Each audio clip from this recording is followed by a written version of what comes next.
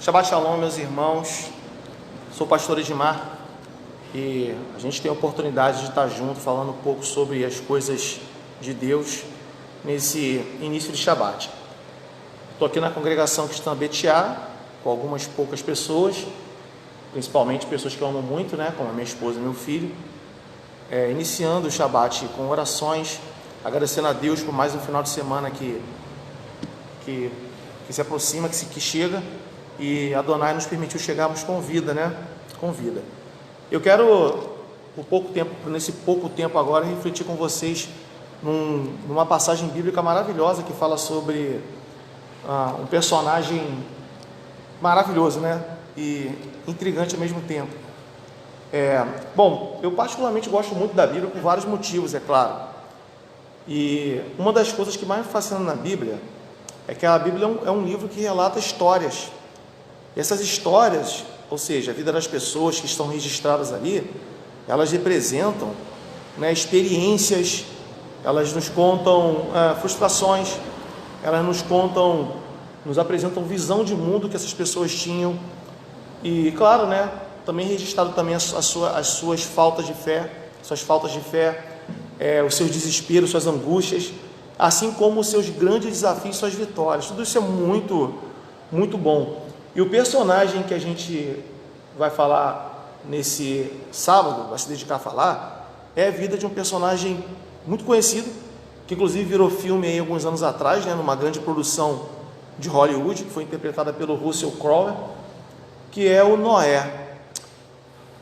Noé é um personagem muito interessante na Bíblia, não pelo fato de ele ter construído um grande barco, uma grande barca, e essa barca ter salvo muitas espécies de animais, além da sua própria família, diante de uma sociedade muito maldosa e pecadora que é relatado. Mas, por exemplo, no livro do apóstolo Pedro, ele chama Noé por um nome bem... Ele descreve Noé, dá a Noé um adjetivo bem curioso. Ele fala que Noé, ele era o arauto, da justiça, sabe? É bem interessante esse adjetivo que o apóstolo Pedro dá a Noé, chama ele de arauto, seria o proclamador, o anunciador de justiça. Só que quando a gente vai para a história de Noé, lá no capítulo 6 de Bereshit, de Gênesis, a gente vê toda a obra que Noé realizou.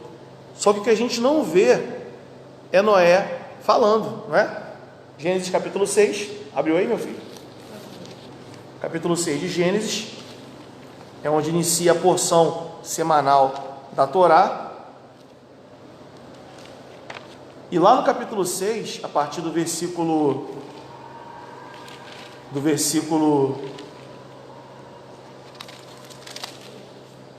para ser mais preciso, a partir do versículo 9, fala assim: eis a história de Noé. Noé era um homem justo, íntegro entre seus contemporâneos, e andava com Deus. Noé gerou 3 filhos, Shem, Cã e Efter, e Jafé.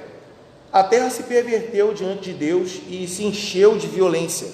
Deus viu a terra, ela estava perdida, porque toda a carne tinha uma conduta perversa sobre a terra. Então Deus disse a Noé: chegou o fim de toda a carne, e eu o decidi, pois toda a terra está cheia de violência por causa dos homens, e eu os farei desaparecer da terra.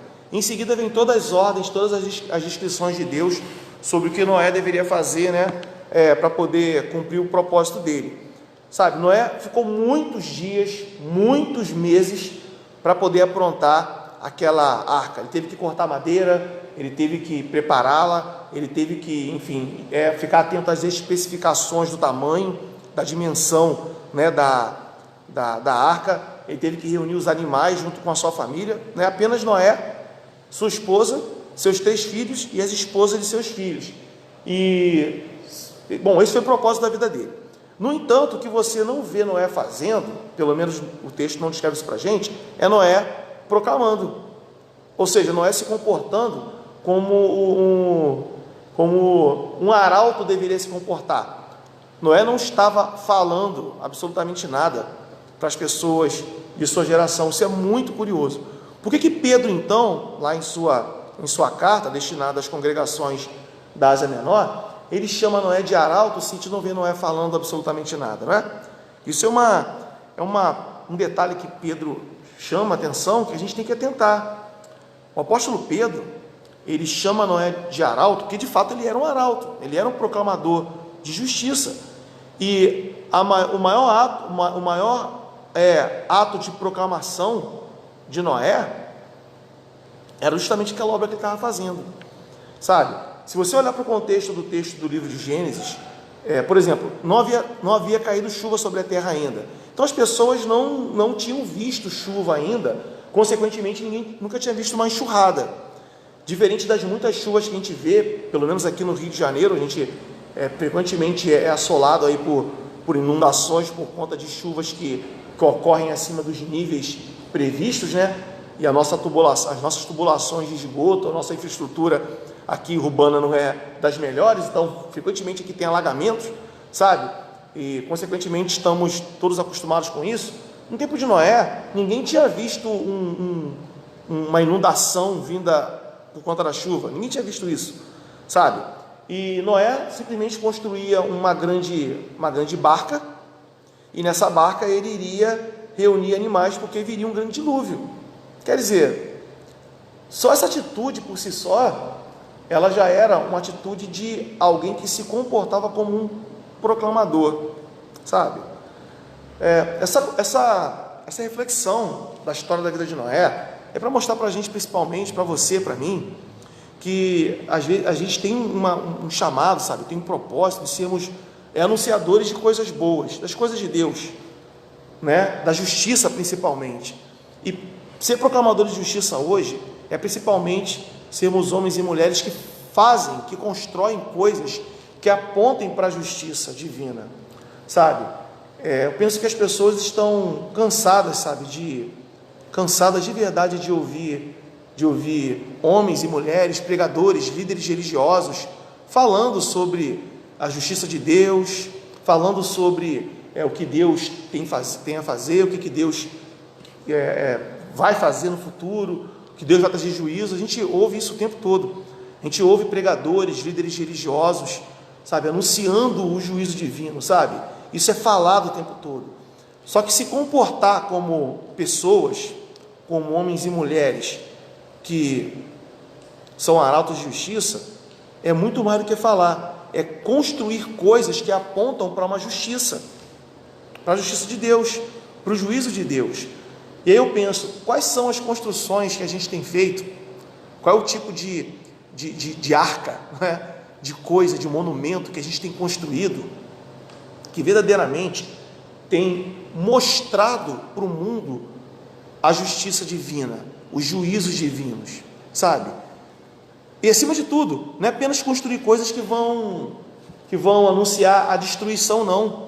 Noé não construiu Noé não construiu um trampolim para que as pessoas pulassem e se afogassem no dilúvio. Ele construiu o anúncio, a postura dele como arauto de justiça, como fala Pedro, foi porque ele construiu algo que salvaria pessoas. Está entendendo? Algo que salvaria pessoas. Quer dizer, a gente constrói, sabe, nos nossos atos de construir coisas para Deus, as nossas construções estão salvando pessoas, elas estão contribuindo para que as pessoas se salvem, ou simplesmente dizendo que elas vão ser condenadas, sabe? Tem muita gente condenando as pessoas por muitos motivos, né? Pelos seus desvios de caráter, pelas suas iniquidades, mas poucas pessoas construindo coisas que vão salvá-las, que vão dar a oportunidade de salvá-las, né? Apesar de Noé estar construindo uma grande arca, e com aquele monumento ele está demonstrando aquilo que poderia salvá-los de uma grande inundação, sabe? A decisão também cabe a cada um, e isso tem que ser dolorosamente respeitada. Respeitar que o outro tem livre-arbítrio para escolher até mesmo a sua própria desgraça, isso dói na alma de Deus, sabe? Mas o próprio Deus respeita o livre-arbítrio dos outros para escolherem até mesmo a sua própria perdição.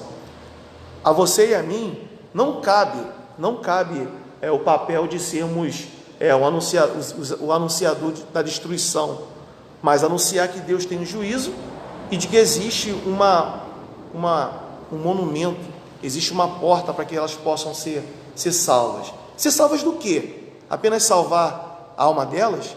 Sabe? Às vezes a mensagem cristã se pega tanto no mundo vindouro que ela esquece do mundo presente que você e eu vivemos. Nós temos uma sociedade aflita em diversos aspectos, socialmente, economicamente, né? Temos pessoas que lutam de diversas formas para que as pessoas possam ter uma vida melhor, e Deus quer salvar as pessoas de várias formas. Existem maneiras diferentes de salvar pessoas que estão doentes, que estão enfermas, pessoas que estão angustiadas, e aquilo que a gente constrói pode de verdade contribuir para que elas sejam salvas. Salvas do quê? Sabe? Deus salva de muitas maneiras, de muitas formas. Nós temos que construir monumentos que conduzam a ter essa salvação, e não apenas falar e falar e falar, né? Sabe? Engraçado, né? O nome Noé era um nome não muito popular, embora aqui na nossa congregação tenha uma criança, né? Um bebê, o filho do casal Samuel e Vanessa, que tem o nome exatamente de Noa, que é o nome hebraico, a pronúncia hebraica do nome Noé, né? Membro aqui, né? É membro aqui da nossa congregação. Mas o nome Noé, que em hebraico se pronuncia Noar, né? De onde vem uma palavra até muito popular no meio judaico, né? Nahamu, né? Os judeus costumam cantar uma canção baseada no livro de Isaías chamada Nahamu, Nahamu Ami, que significa consolai o meu povo. E olha que interessante, o nome Noé significa exatamente descanso, repouso, sabe? Curioso, né?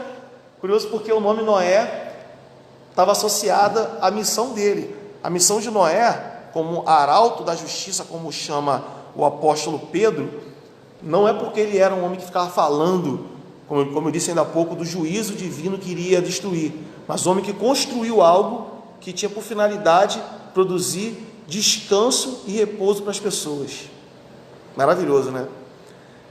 Eu desejo a você que você, como um homem, uma mulher de Deus, você possa construir monumentos que indiquem que você seja uma pessoa que é verdadeiramente um arauto de justiça, e que acima de tudo o seu monumento, a sua construção dê às pessoas exatamente isso, né?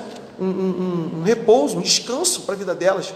Eu quero até nesse momento citar uma pessoa que está assistindo a gente aqui agora, que é o meu irmão de muito tempo, o irmão Wellington Alves, lá de Paciência. Ele tem um trabalho bem interessante aqui num bairro próximo à congregação, que é o bairro de nome Paciência, e ele tem promovido algumas ações justamente para isso, né? Para melhorar a vida das pessoas que moram nesse bairro. E qual a finalidade disso? Se não é, Wellington? Não é produzir repouso, produzir descanso diante de tantos problemas que a gente enfrenta, cada um na sua realidade, no seu bairro, sabe? Construa monumentos. Qual é a arca da sua vida? O que você está construindo que coloca você como um homem, uma mulher verdadeiramente proclamadores de justiça? Dizer que as pessoas vão para o inferno, falar que Deus vai trazer juízo de condenação, de verdade, isso não quer dizer muita coisa, não. As pessoas sabem disso, elas cansam de ouvir isso. Construir monumentos, construir, sabe, objetos, construir coisas, ter ações que conduzam à salvação, isso sim quer dizer alguma coisa no mundo que a gente vive. Isso sim quer dizer alguma coisa. E acima de tudo, construir coisas que conduzam as pessoas para o descanso, para a paz. Como diz uma saudação judaica para o dia de Shabat, Shabat Shalom. Shabat Shalom significa: tenha um sábado de paz. É o que eu desejo a você, que você tenha um sábado de paz, repleto de Shalom, você, sua família, sua casa e todo o povo de Israel, em nome de Yeshua, o príncipe da paz. Amém. Shabat Shalom, meus irmãos, a todos.